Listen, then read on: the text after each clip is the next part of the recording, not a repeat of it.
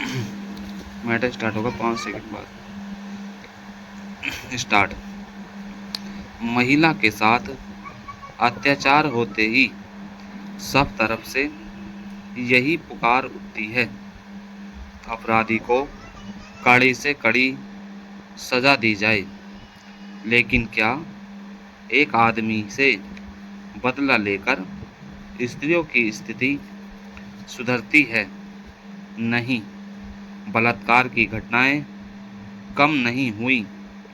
पूरे विश्व का इतिहास देखें तो कोई भी युद्ध हो, आक्रमण के बाद पराजित देश की महिलाओं की इज्जत लूटना विजेताओं को अपना हक मालूम होता था।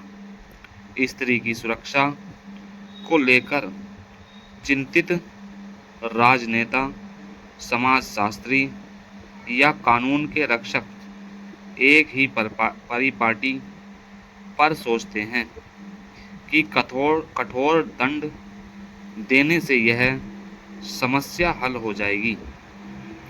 वे समस्या की जड़ तक नहीं पहुंच पा रहे हैं। जड़ है दमन सिखाने वाली हमारी संस्कृति। नैतिकतावादी लोगों ने सदियों से दमन की सीख दी है।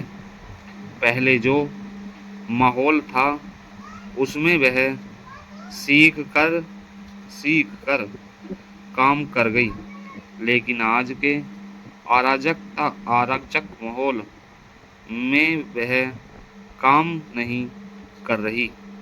दमन के साथ हिंसा, भय और लोभ, इन सभी का भी दमन होता है। ये सारे एक ही चाक के आरे हैं। इसलिए देखा जा रहा है कि बलात्कार के बाद अपराधी के भीतर की पूरी दुष्टता और हिंसा प्रकट होती है।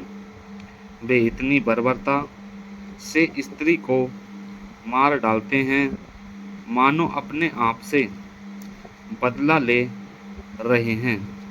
इस गंभीर समस्या का हल परंपरागत तरीकों से नहीं मिलने वाला। क्या सिर्फ इसलिए उसे अस्वीकार करना उचित है? आदमी मरता जा रहा है, रोज संस्कृति की दुहाई चलती चली जाती है। उसका यह फल है कि आदमी को इसी संस्कृति से गुजरा है। यह कहने की हिम्मत नहीं करता कि कहीं ऐसा तो नहीं कि 10,000 वर्षों में जो संस्कृति और धर्म आदमी को प्रेम से नहीं भर पाए, वह संस्कृति और धर्म गलत हों। हमने मनुष्य को भर दिया है। काम के विरोध में इसका परिमाण यह हुआ कि प्रेम तो पैदा नहीं हुआ, वरन काम के विरोध में खड़े होने के कारण मनुष्य का चित्त ज़्यादा से ज़्यादा कामुक होता चला गया। इस जगत में अन्य कोई भी पशु मनुष्य की भांति कामुक नहीं है। आदमी को हमने अच्छे नामों के आधार पर विकृत किया है। ब्रह्मचर्य की बात तो हम करते हैं, पर काम की ऊर्जा को समझने की कोशिश नहीं करते।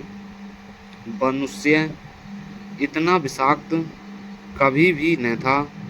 यह विषाक्त बेल पनपती है परिवार में। घर में पति कैसा व्यवहार करता है, पत्नी से माँ बाप अपनी बेटी से कैसा व्यवहार करते हैं, इसी से घर के लड़के सीखेंगे। स्टॉप।